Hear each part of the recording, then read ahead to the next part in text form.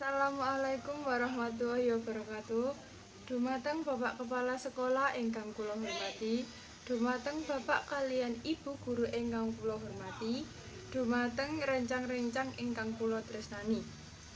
Ngaturaken puji syukur dumateng Gusti Maha Kuwasa ingkang kepareng paring rahmat lan hidayahipun sehingga kita sedaya tasih saged kempal ten mriki punika kanthi boten wonten alangan satunggal punapa. Sholawat saha salam senantiasa kita aturaken dumateng junjungan Nabi kita Nabi Agung Muhammad. Sholawat saha salam senantiasa kita aturaken dumateng junjungan kita Nabi Agung Muhammad sallallahu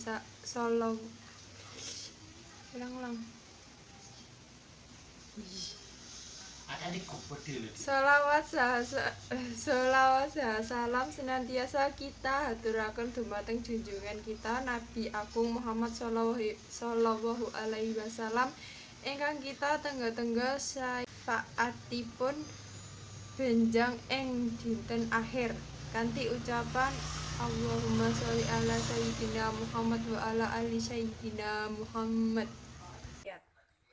Hadirin ingkang kula hormati, kita sedaya kedah sadari lingkungan niku panggenan kita sedaya kangge nggantukake urip.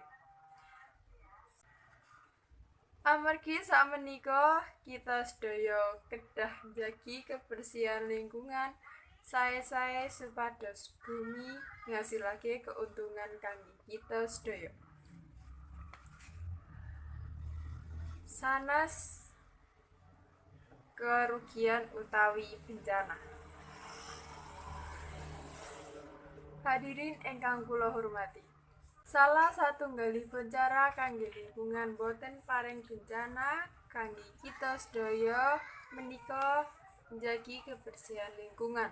Sipun lingkungan resik ingkang layak dipanggoni lan paring kesehatan kangge umat manungsa sedaya. Lingkungan ingkang resik paring urip kang layak lan sejahtera.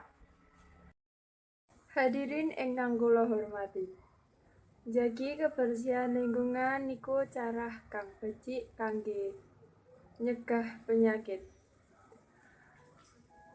Njagi kebersihan lingkungan saged diwiwiti saking resik-resik kelas. Teruse resik lingkungan dados kebiasaan ingkang saged dilakokake ten pundi-pundi.